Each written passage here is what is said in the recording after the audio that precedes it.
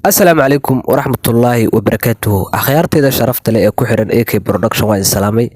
Waa saaxiibkiin AK isku soo laabasho aan xiiso leh. Muuqaalkan wuxuu la socdaa muuqaalka ka horreeyay. Marka muuqaalkan haddii kii koowaad yahay waxaa la socon kartaa muuqaalkan inaad soo daawato muuqaalkii hore. Hadda waxaan joogaa wadada wadnaha ee magaalada Muqdisho. Akhyaaray marka waxaan rabaa inaan soo duubo masaajidka Sheekh Cali Suufi wadadiisa. Sida halkan ka aragtaan waa wadadii masaajidka Sheekh Cali Suufi. Xaafadan waa xaafad taariikhi ah sidaas darteed aan u soo duubay. Waxaana ka socda dhismayaal ayaa ka socda oo hadda sida u jeedaan halkan waa la dhisayaa. Dib casriyeyn ayaa ka socota xaafadan. Marka akhyaaray waxaan jeclaystay inaan wadadan aan muuqaal ka soo sameeyo. Sida u jeedaan hadda weli dhismayaal ka socda. Marka waxaan ka soo bilaabayaa muuqaalkan isgoyska Sheekh Cali Suufi. Isgoyska Sheekh Cali Suufi dadku waa wada yaqaanaan. Waa meel taariikhi ah, xasuus ah, dadkii hore ay deganaan jireen, asxaabtii hore reer Muqdisho. Marka hadda waxaan u soconaa wadadiisa. Sida u jeedaan halkan waa kana isgoyskii. Dhinaca kale lama duubi karo laakiin halkan ayaan ka soo duubay. Marka akhyaarta halkan ayuu ka bilaabanayaa wuxuu ka bilaabanayaa halkan wadada Sheekh Cali Suufi. Sida u jeedaan iskoolkan ayuu ka bilaabanayaa wadadan. Hadda xaafadan deganaan jirtay geedahan waaweyn ayaad ku xasuusan kartaaba. Sida u jeedaan geedahan aad iyo aad ku waaweyn u jeedaan. Geedahan waa geedo waqti la abuuray ma fahanteen.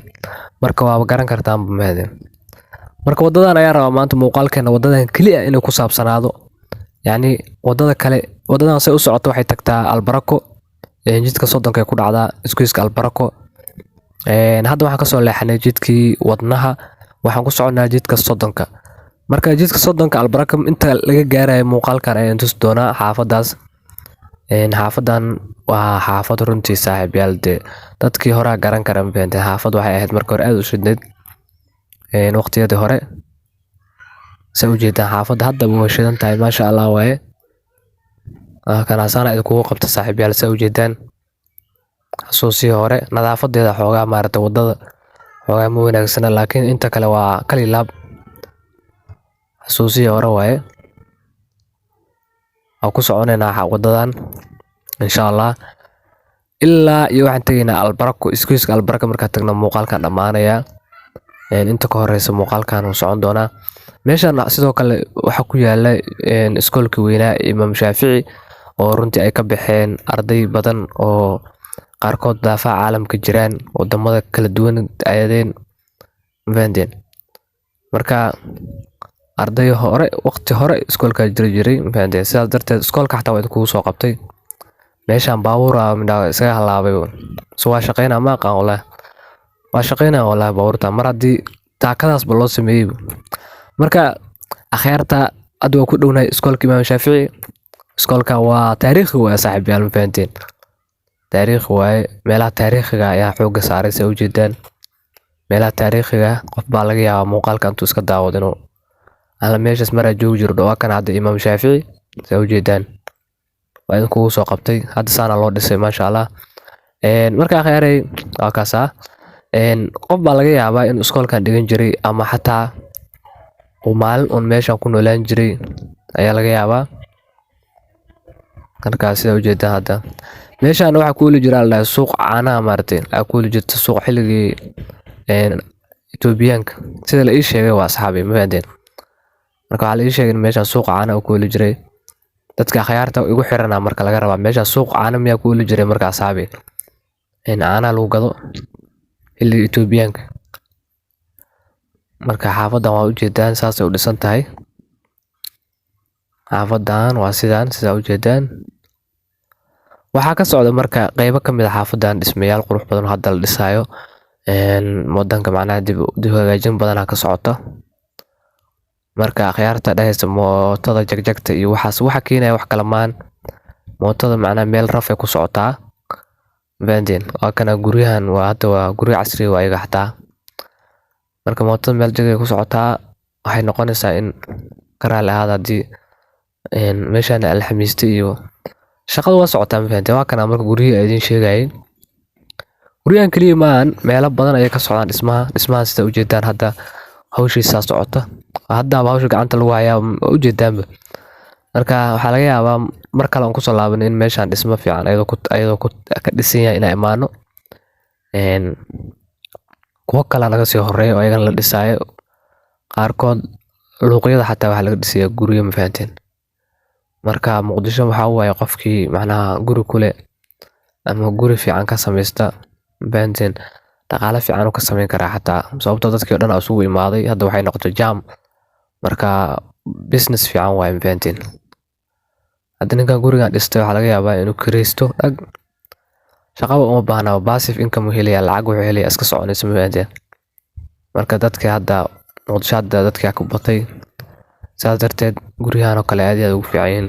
Kala hadda qaybtan hore ganacsi inay ka dhigtaa laga yaabaa, gadaal dambena guryo caadi oo kiraysto ka dhigana sida ujeedaan hadda.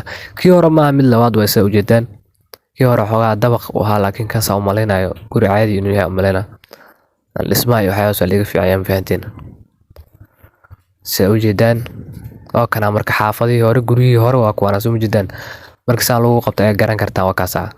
Waa guryihii hore sida u dhisnaan jiray xataa dukaamadan waa dukaamadii hore ma fahanteen. Waa ujeedaan waxba laga bedelin xaafadan waxa moodaa in hadda dhismaha soo bilaabayaan laakiin wax sa u weyn maartay ma ka bedelin.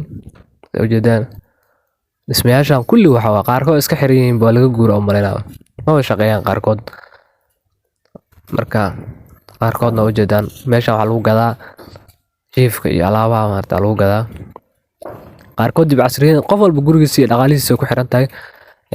Qaarna dib casriyeyn u sameeyeen qaarna sidoodii waay. Halkaan dhismahan kala ka socda asna oo dabaqan kale waa kana asna waa ku qabtay saaxiibayaal. Sida ujeedaan hadda halkaan maasha Allah waay oo ka socda dhismo fiican ku socda. Hawshiisa socota xataa carradii waa taala wax walba. Meeshaas hadda wadadan kaliya aan soo qaadnay waxaan ku aragnay ilaa 4 ilaa 3 meelahaas qaarkood oo jiraan dhinac kale aan ku qabanin kaamirada waxaan wax ku duubay mobile way marka dhinacan kale kuma qaban qaar 4 ilaa 5 waa aragnay oo dhismo oo hadda socdo oo wadadan saaran ma fahanteen. Taasi marka waxay ku cadeynaysaa in wadanka ay wadadka rabaan inay dib u dhistaan haddii nabad Ilaahay siiyo. Waa kana hadda sida halkaan ka aragtaan waa soconaa wali ilaa albarako ayaa muuqaalkan ku eegyahay saaxiibayaal. Albarako intaan ka tagayno muuqaalkan waa isla joogi doonaa. Muuqaalkan dhameyso fiidiyoga like saar. Hadda waa imaanay albarako sida ujeeda meeshan danjiistaha iskuiska waa kan hadda soo fuulnay aragtaan. Iskuiska albarako waa albarako laftirkeeda waa qadiimi waaye waxa waaye albarako ma laga hadli karaa ayada waxa waaye taariikh hore waaye.